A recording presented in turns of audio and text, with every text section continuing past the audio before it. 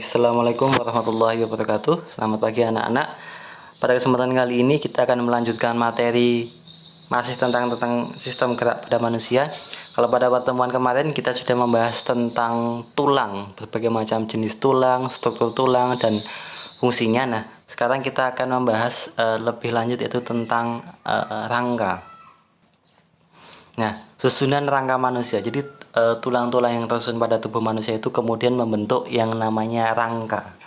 Nah, apa sih fungsi rangka tubuh pada manusia?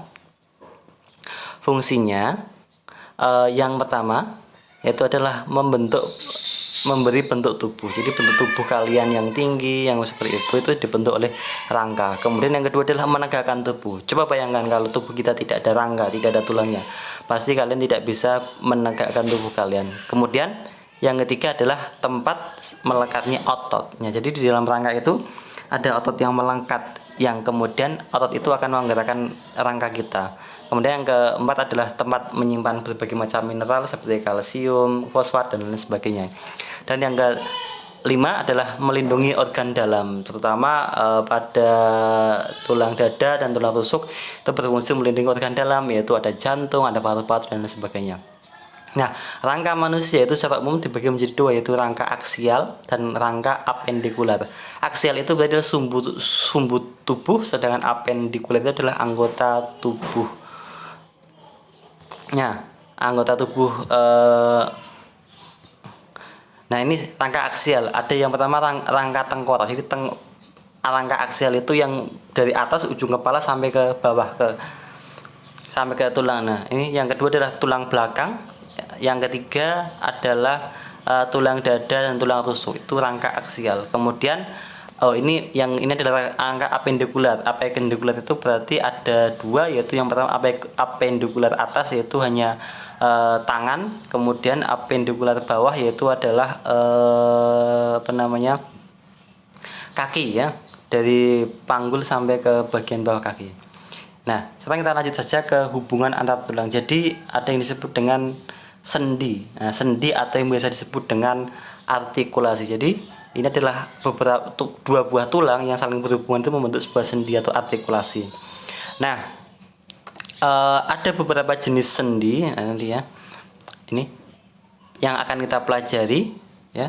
Yang akan kita pelajari ada beberapa jenis sendi.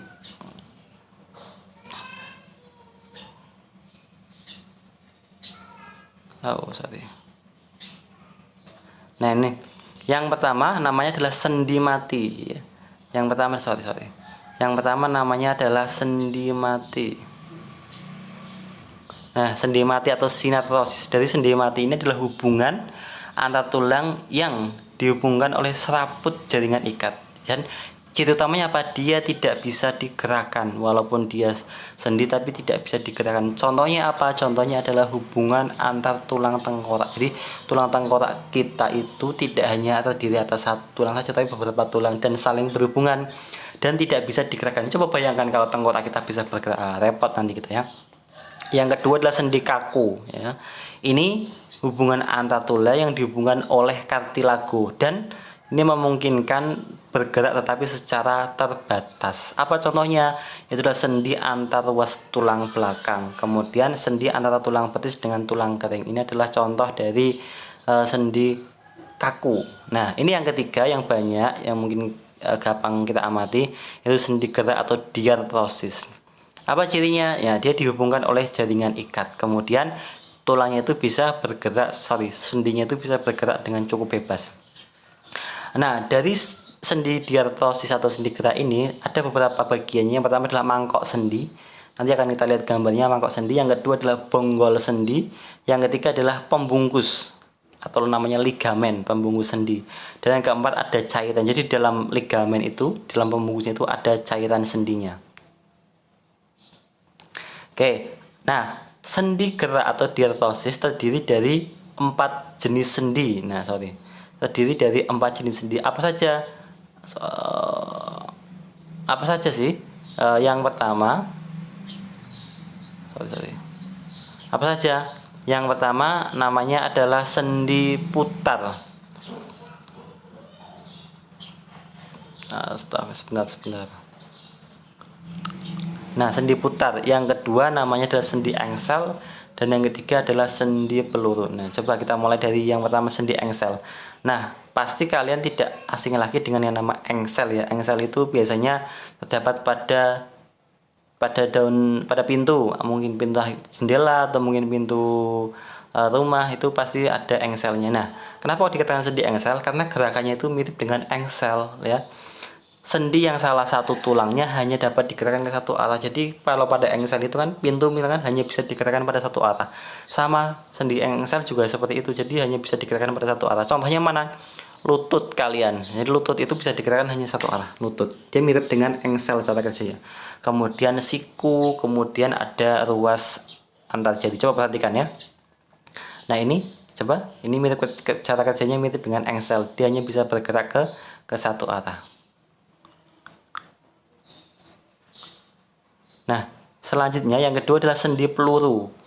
Kalau sendi peluru, ini adalah memungkinkan terjadinya gerakan ke segala arah. Jadi gerakannya itu ke segala arah. Nah, jadi ciri yang lainnya apa? Kedua ujung tulang berbentuk mangkok dan bonggol ini adalah mangkoknya. Ini mangkok bentuknya seperti mangkok. Yang ini namanya adalah bonggol sendinya. Jadi bonggol sendinya masuk ke dalam bagian mangkoknya, sehingga apa? Sehingga tulangnya itu bisa bergerak ke segala arah. Contohnya apa?